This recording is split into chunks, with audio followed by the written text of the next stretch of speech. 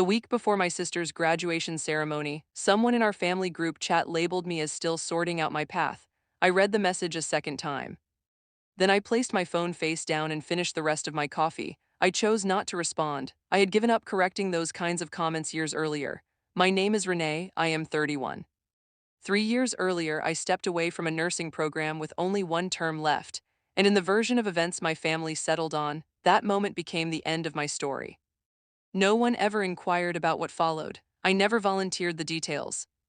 There is a specific kind of silence that arrives when you understand that explaining yourself is no longer worth the effort, not from shame, but because you have accepted something they have not yet earned the right to fully grasp. My younger sister Qley was about to graduate from medical school. My parents traveled in from 3 states away, excited in a way I had not witnessed for a long time. I sat in the second row of the auditorium, watching hundreds of families dressed in their best clothes, clapping for names they would never hear again after that afternoon, and I felt real pride.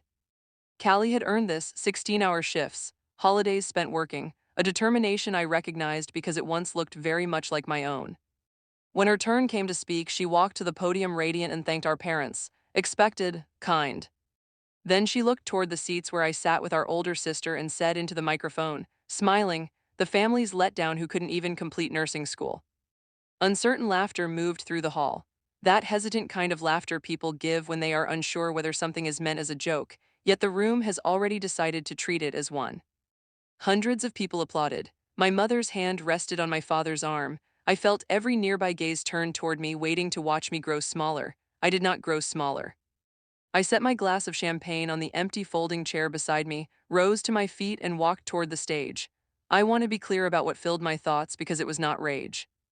It was quieter than that, a sudden sharpness of understanding.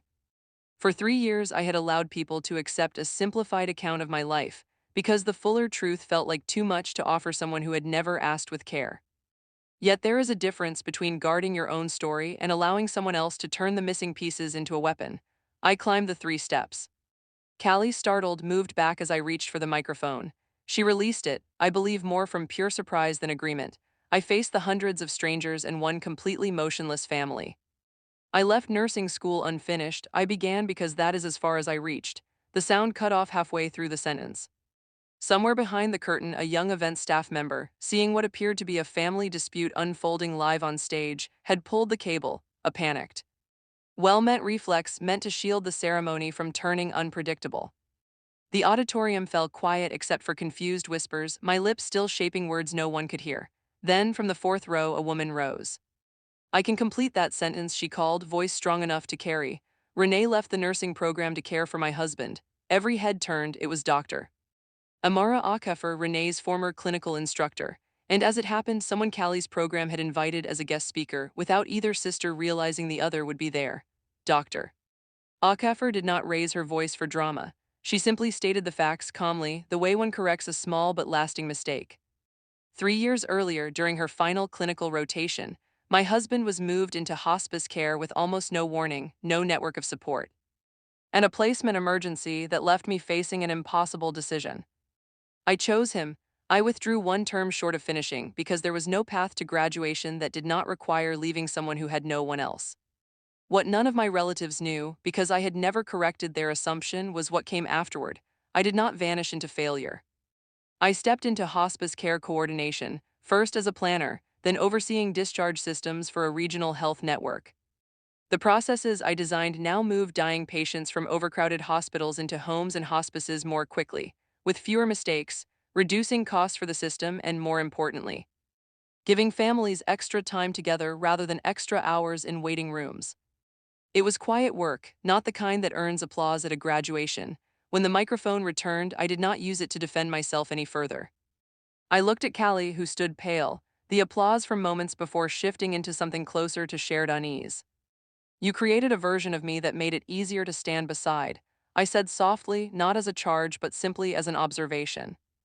I allowed it because I never believed you truly wanted to meet the real one. Qley did not answer right away. Later, backstage, free of the ceremony and the crowd, she admitted the truth under the joke, that watching me get away with quitting, as she had always described it, had felt like evidence that hard work was optional for some people and required for others. She had turned the sister she was never truly competing against into a villain. We did not settle everything that night. But on the drive home, for the first time in 3 years, my mother turned in her seat and asked the question she should have asked long before. What really happened, Renee? And at last, I was able to tell her,